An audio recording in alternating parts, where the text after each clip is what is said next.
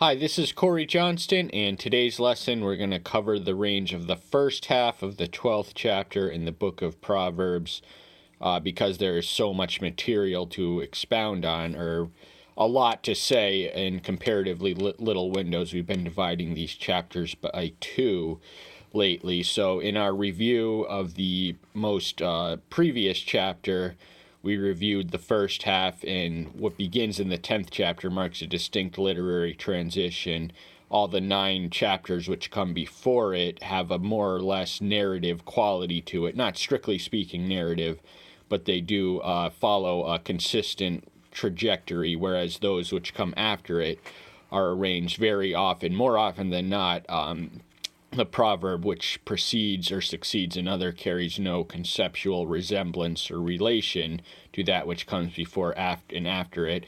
But one of the things we do notice in the 11th chapter is the theme of righteousness, which sticks out. And I've already covered the ones in the second half of the lesson. I covered the first half of the verses about righteousness in the second half. I just want to briefly review something which we already covered in a previous lesson recently, what the second half of the 11th chapter has to say about righteousness. The wicked man earns false wages, but the one sowing righteousness a true reward. So the profits of wickedness are fleeting, and they're false, they're empty and hollow, but the righteousness has a true reward that is an imperishable heavenly reward, immune to the corruption and decay of earthly treasure. Thus righteousness is to life, and one pursuing evil to his own death. This is one of the many passages in the book of Proverbs which parallels the principle of Romans 6:23. The wages of sin are death, but the path to life is through Yahshua Messiah, so it's by his righteousness and his righteousness alone. But there is such a thing as none of us are strictly speaking righteous. We all are. Our best days on our best works on our best days are likened to filthy rags by Isaiah before him who is without blemish. But there is such a thing as being sufficiently righteous in oneself to merit the imputation of the Savior's righteousness, apart from which we cannot be saved and gain life. But the one pursuing evil, they invite their own death. The wages of sin is death, as declared in Eden and throughout the Old and New Testament. Hand to hand the evil one does not go unpunished, but the seed of the righteous shall escape. So evil, it eventually catches up to him. No one spends a lifetime getting away with it. I mean, at least 90+% of criminals get caught at least some point in their lifetime, but even the ones who make it through this life without finding themselves in prison are going to find themselves in hell, which is a predicament far worse than any human prison. But the righteous, they will escape that dreaded destiny and fate and predicament. The desire of the righteous is only good. The expectancy of the wickedness is wrath.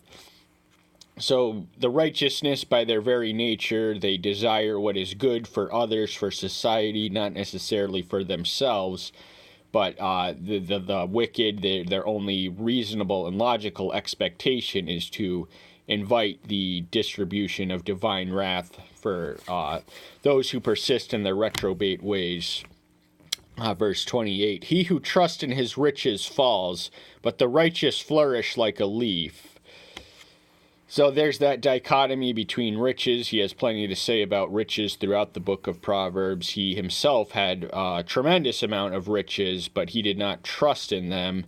He trusted in Yahweh, his Elohim, and the righteousness allowed him and enabled him to flourish with his riches intact without his spirituality compromised, at least for the greater significant portion of his life. The fruit of the righteous is a tree of life, and he who is winning souls is wise. So the fruit, that means the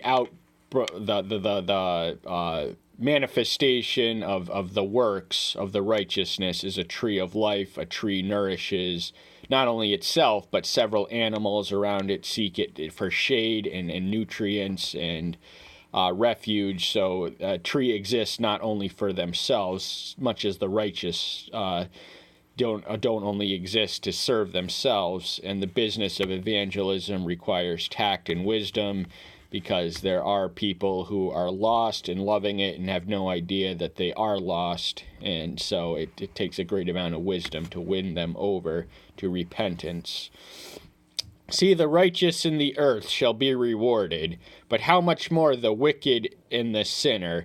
So that word rewarded is also translated as judged, and I believe I elaborate extensively on the example of Moses and David, who are not sinners by habit or nature, but sin nonetheless and invited terrible consequences upon themselves. But how much worse is it going to be for the wicked if the righteous are unable to escape the judgment and consequences for their sins, which they are generally forgiven of, but the wicked do not have that reservoir. So before I start reading and commenting on the 12th chapter, the first 14 verses, the thing I want to establish is the first 13 of these verses that we read are arranged in antithetical juxtapositions, whereby one thing is compared to the next. Different outlooks produce different outcomes, and etc. So the first of which reads, "Whoever loves discipline loves knowledge, but he who hates reproof is stupid." So the contrast comes in the word loves and hates.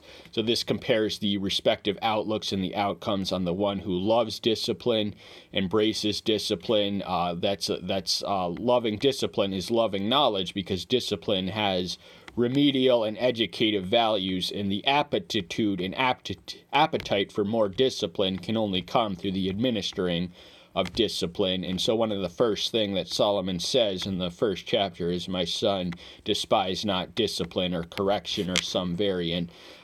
Discipline and reproof. Reproof is correction, rebuke. It's all synonymous. But that's a sure sign of stupidity as well as immaturity if they hate and avoid and reject constructive criticism. They're gonna, the motivating factor of that is stupidity, and it's gonna have the adverse consequence of reinforcing their stupidity.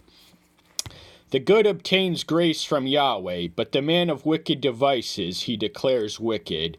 So the contrast is between the good and the wicked. The good obtains the grace from Yahweh, not because they are good, but because he is good. Grace is the unmerited favor, but it's far too precious a commodity to extend to those who do absolutely nothing to deserve it. None of us, strictly speaking, deserve grace. And the wicked are declared exactly for what they are. Wicked people do wicked things, and they are declared wicked, and that is their determining characteristic quality as determined by heaven. A man is not established by wickedness, but the root of the righteous shall not be moved. So this antithetical moves from the negative to the positive. The contrast is between wickedness and righteousness. This is a familiar antithetical juxtaposition. So from these respective outlooks spring different outcomes. The outlook of the wickedness, you're not going to build yourself and found a foundation upon which you can flourish if you pursue the path of wickedness as the matter of course and choice of life and governing disposition. But the root of righteousness, they have the solid foundation, they have the cornerstone of their metaphorical building intact, and they will be immovable and unshakable and stable, whereas the wickedness will lack all of those. A capable wife is the crown of her husband, but one causing shame is like rottenness in his bones. So the antithesis is between a good wife and a bad wife. The capable wife is a good wife, and the one causing shame is, of course, one that is bad. And Solomon, actually not Solomon, but the author whose name escapes me of the 31st Proverbs, I know Agar wrote the 30th one. I think it's Lemuel who writes the 31st one. He, from verses 10 through 31, he describes the ideal wife in great detail, but Solomon also compares a capable wife to the crown of her husband. That means a royalty, a crown belongs to royalty, so he who has a capable wife is as rich as any royal ruler, but one who has one that causes shame and embarrassment is comparable to a rotting, corroding effect, which penetrates past the skin all the way into the bones, and just nothing but trouble comes from a wife who is causing shame.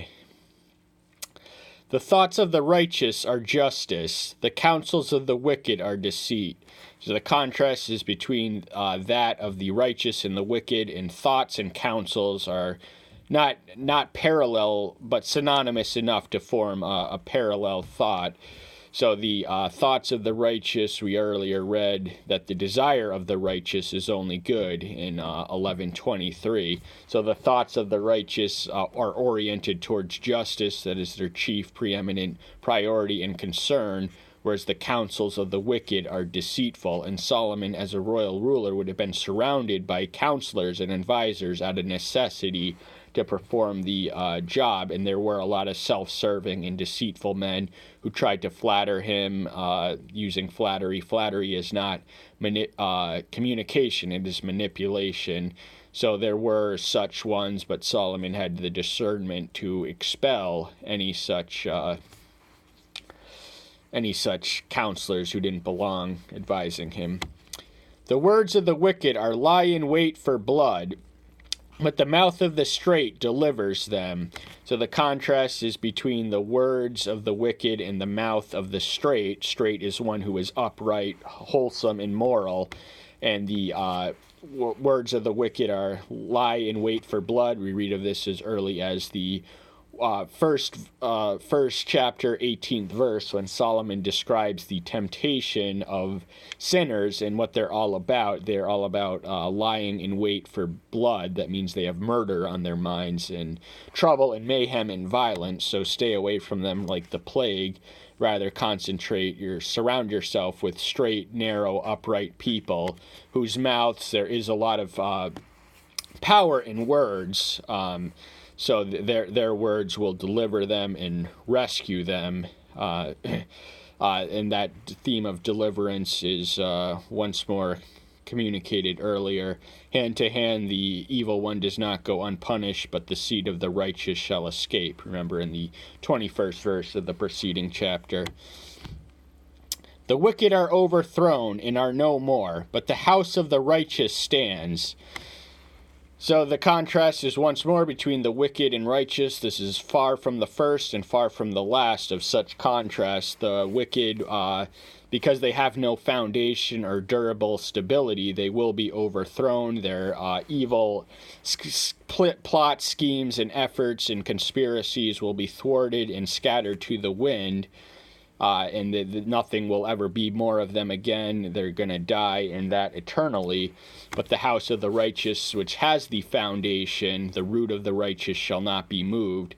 And the house of the righteous is a building. You know, they have the cornerstone, the secure foundation to serve as the foundation for a building and a life, metaphorically, which can flourish.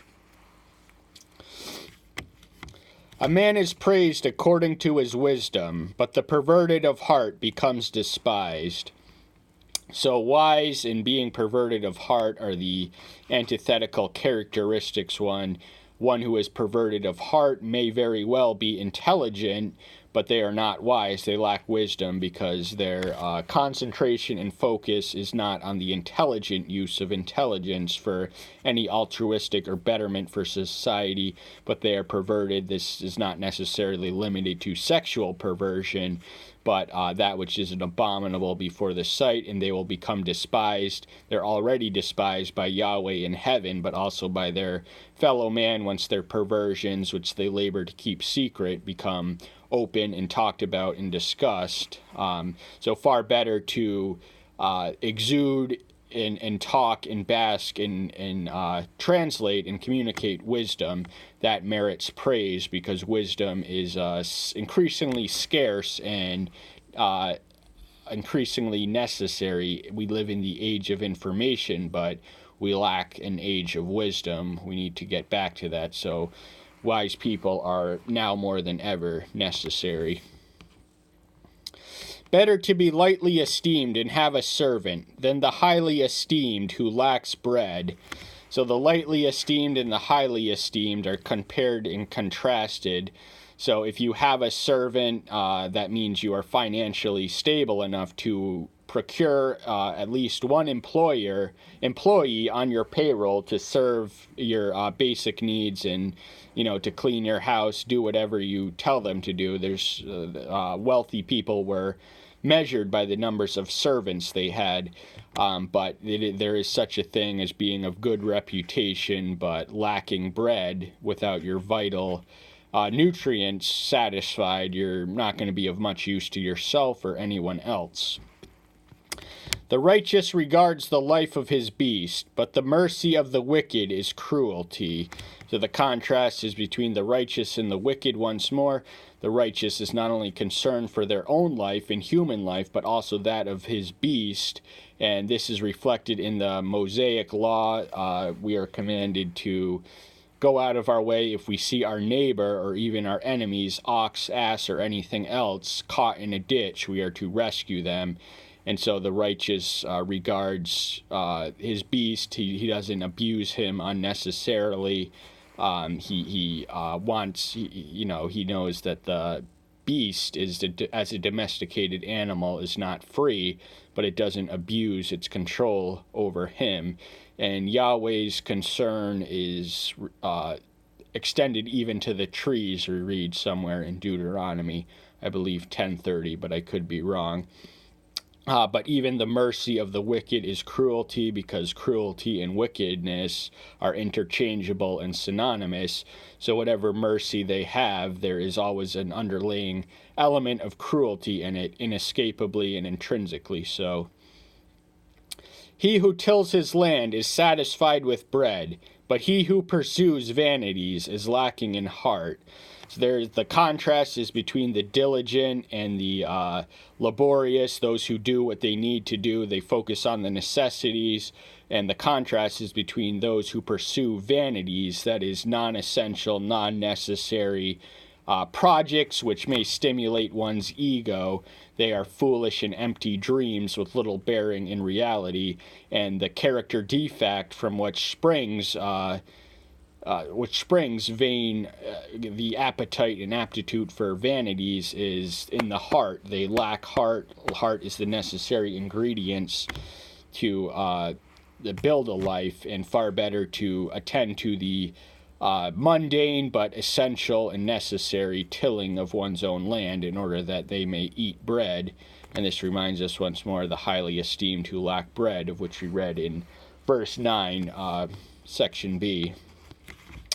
The wicked shall covet the catch of evildoers, but the root of the righteous yields fruit.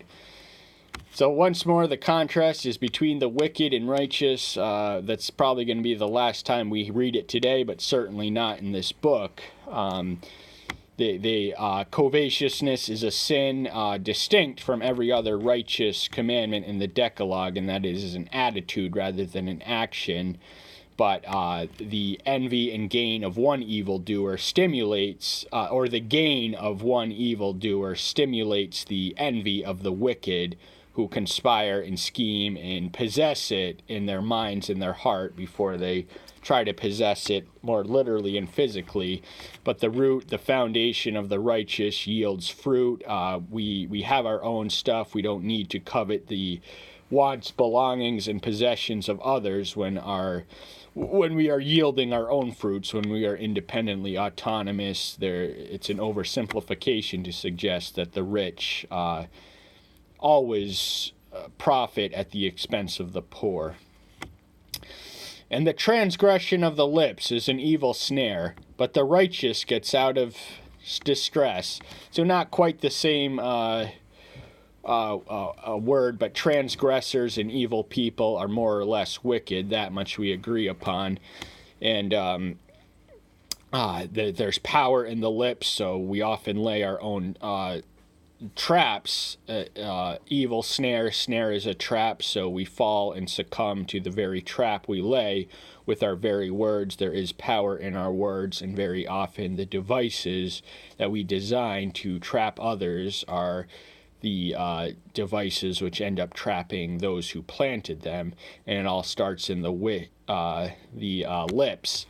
But the righteous, they don't have to worry about deliverance from that, because they're not going to do anything that would get them into, which would lay and plant a snare on anyone else, so they don't have to worry about falling into the ditch they planted for their enemy. Just to use one example, 14th and final verse. This is not an antithetical contrast. From the fruit of his mouth one is filled with good, and the work of a man's hand is given back to him. So the fruit of the mouth, again, there is power in words, and you can bring blessings and bring good by expressing good thoughts and positive thinking. There is power in positive thinking. In the New Testament, we are admonished to eliminate our anxieties through perpetual prayer in places such as Philippians 4, 7, and 8. And the work of a man's hands, what he has produced, what he has earned, what he has generated, what he has made, belongs to him, and there it shall lay, and it will return to its rightful owner, the one who labored to create it.